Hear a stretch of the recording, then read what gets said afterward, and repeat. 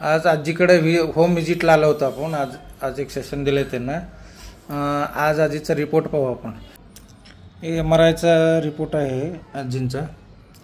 सर्वायकलमध्ये थोडंसं हलकंसं कम्प्रेशन होतं, जास्त लंबरमध्ये L4 L5 आणि L5 S1 मध्ये थोडंसं डिजनरेशन आणि नर्व कम्प्रेशन आहे 90% हे झालं. त्यामुळे आजीला पूर्ण चालता पण येत नव्हतं, ह्या करवट पण येता येत नव्हतं.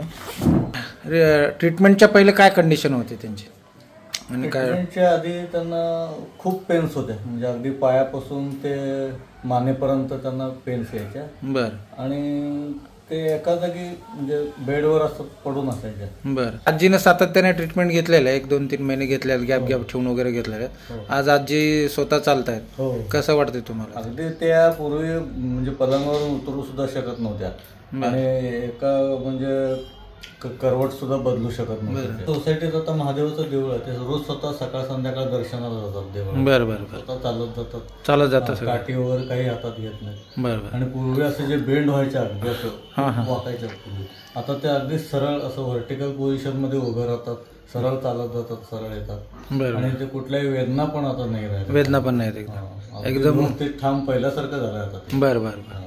हे ट्रीटमेंट घेतल्यामुळे आता हॅपी आहेत तुम्ही? हॅपी, अगदी त्यांना खूप उपयोगी झालं. कुठलंही काम करता येत नव्हतं, आता सगळे काम ते स्वतः हाताने स्वतः करतात.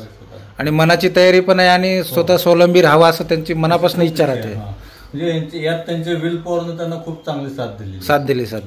नाही, वेदना एवढ्या होते की आम्ही पण ट्रीटमेंट करताना आम्हाला वाटायचं जास्त दिवस येऊ शकतात का नाही येऊ शकतात, आणि जे ट्रीटमेंटची म्हणजे प्रेशर आहे सहन करू शकतात का नाही, पण त्यांनी केलं सगळं. ओके.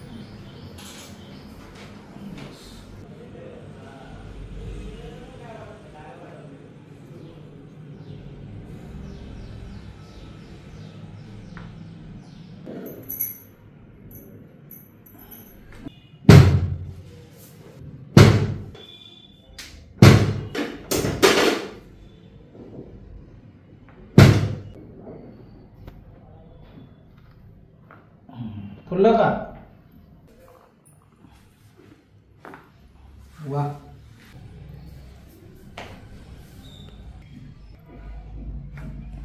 चला फास्ट. हा चालवा, फास्ट चला. कुबड सगळं गेलं, टाईट पण आलाय. कुबड गेला असं वाकून चालत येतात ना, ताट झाला तर एकदम असा मिलिटरी सारखा. चला मिलिटरी सारखा. नमस्कार. आजचा व्हिडिओ एक आगळा वेगळा आहे. मी होम स्पाइन केअर क्लिनिक मधनं अर्जुन गवळी बोलत आहे. आजचा व्हिडिओ जे आगळा वेगळा बनवायचा आहे त्यासाठी खास करून या ज्या आजी आहेत, आज आम्हाला खास ट्रीटमेंटसाठी नाही तर आज आम्हाला भेट देण्यासाठी आलेत. आणि त्यांच्यापेक्षा जास्त आनंद आम्हाला होतोय, कारण त्यांचं वय वर्ष 88 आहे.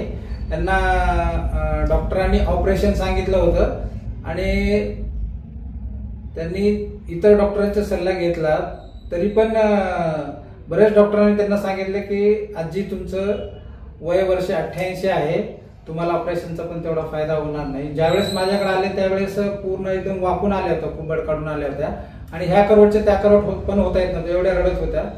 ट्रीटमेंट कशी द्यावी मला पण समजत नव्हतं, पण वर्षांचा आशीर्वाद त्यांनी माझ्या हातामध्ये थोडंसं हिलिंग दिलं त्या देवानी, आणि ह्यांचा पण आशीर्वाद. आणि ट्रीटमेंट किती वेळा घेतली?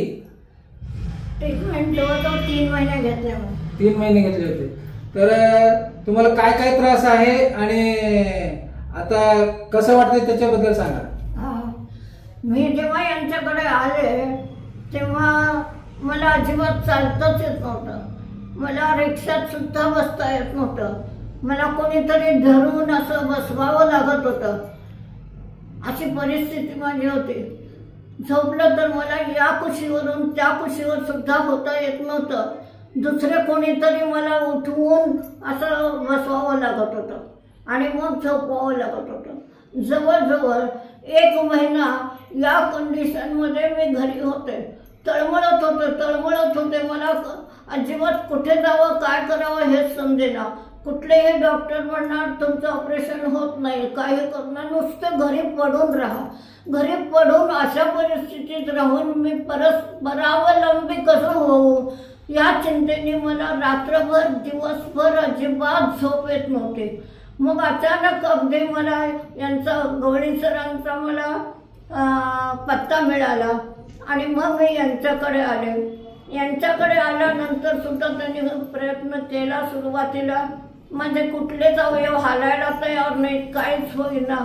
मग शेवटी ते म्हणाले की तुमचं बॉडी मॉइश्चरिंग करावं लागेल.